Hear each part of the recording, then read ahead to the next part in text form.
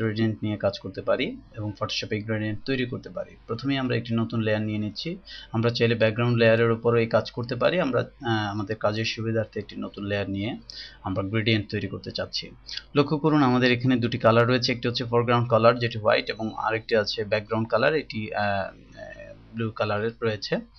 এবার আমরা এই টুলবার থেকে আমাদের গ্রেডিয়েন্ট টুলটি নির্বাচন যখনই করছি তখনই আমি দেখছি যে এখানে আমাদের যে গ্রেডিয়েন্টের যে ফরমেশনটি সেটি মূলত আমার ফোরগ্রাউন্ড এবং ব্যাকগ্রাউন্ড কালারকে কম্বাইন করেই হয়েছে, অর্থাৎ ফোরগ্রাউন্ড কালার থেকে ব্যাকগ্রাউন্ড কালারের গ্রেডিয়েন্ট হয়েছে। এবার আমি যদি আমার মাউস পয়েন্টারটিকে এভাবে ধরে এভাবে টেনে ছেড়ে দেই তাহলে দেখব যে আমার এই গ্রেডিয়েন্টটি এখানে প্রযোজ্য হচ্ছে। আমি অল্টার কন্ট্রোল জেড চেপে আমি যদি ঠিক উল্টো ডিরেকশনে আমি এনে ছেড়ে দেই তাহলে দেখব যে এটি সাদা থেকে ব্লু হচ্ছে। আমি যদি অ্যাঙ্গেল করে এটি দেই তাহলে সেই অ্যাঙ্গেলে, অর্থাৎ আমি যেভাবে আমার অ্যাঙ্গেলটিকে দিব অর্থাৎ আমার লাইনটিকে টানবো সেভাবেই সেই অ্যাঙ্গেলে সেই গ্রেডিয়েন্ট হবে। এবং গ্রেডিয়েন্টের প্রভাব কম বেশি করতে পারি আমরা। যদি আমি এখান থেকে গ্রেডিয়েন্টে টান দিই তাহলে এখান থেকে সাদার প্রভাব শুরু হয়ে এখানে আমার ব্লু কালারটি আসবে আর বাকি এই অংশটুকু সাদাই থাকবে। ঠিক এখান থেকে যদি আমি টান দিই তাহলে সাদাটি এখান থেকে শুরু হবে এবং আস্তে আস্তে ব্লুতে যাবে, ফলে এর প্রভাবটি সমানুপাতিক হারে হবে। আর আমি যদি এখান থেকে এভাবে টেনে ছেড়ে দিই তাহলে এই কর্নারটি ব্লু হবে। সুতরাং আমার যেরকমভাবে প্রয়োজন ঠিক সেইভাবেই আমি আমার গ্রেডিয়েন্টকে সাজিয়ে নিতে পারি। আমি যদি এইভাবে দিই তাহলে দেখব যে এই ব্লুর প্রভাব বেশি এবং সাদার প্রভাব কম। আবার আমি যদি এখান থেকে টানি তাহলে দেখব যে ব্লুর প্রভাব কম সাদার প্রভাব বেশি। এভাবে করে আমি আমার গ্রেডিয়েন্টকে সাজিয়ে নিতে পারি। একইভাবে গ্রেডিয়েন্ট বিভিন্ন ধরনের হতে পারে।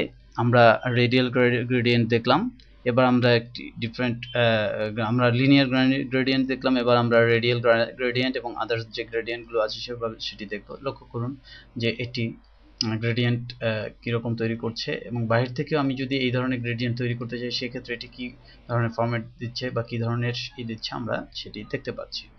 একইভাবে এই গ্রেডিয়েন্টের মাধ্যমে আমরা দেখে নেই,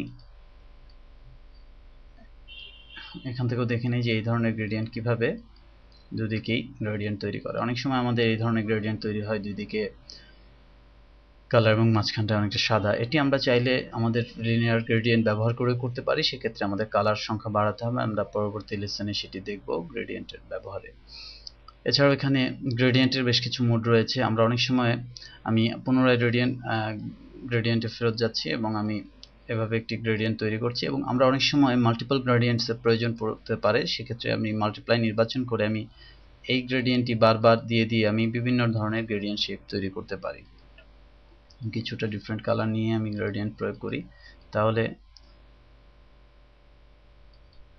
এর উপর মাল্টিপ্লাই হবে। যদিও আমার ডার্ক কালার রয়ে গেছে সুতরাং এর উপরই মাল্টিপ্লাই হচ্ছে। আমি এই জন্য পুরো গ্রেডিয়েন্ট মুছে আমি প্রথমে একটি হালকা কালার দিয়ে আমি একটি গ্রেডিয়েন্ট তৈরি করে নিই।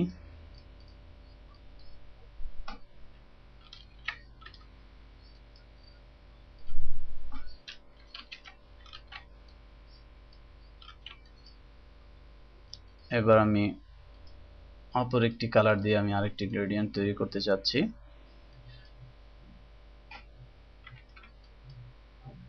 লক্ষ্য করুন যে আমি দুটি কম্বাইন্ড গ্রেডিয়েন্ট এখানে তৈরি করেছি এবং সেটি মাল্টিপ্লাই নির্বাচনের মাধ্যমে।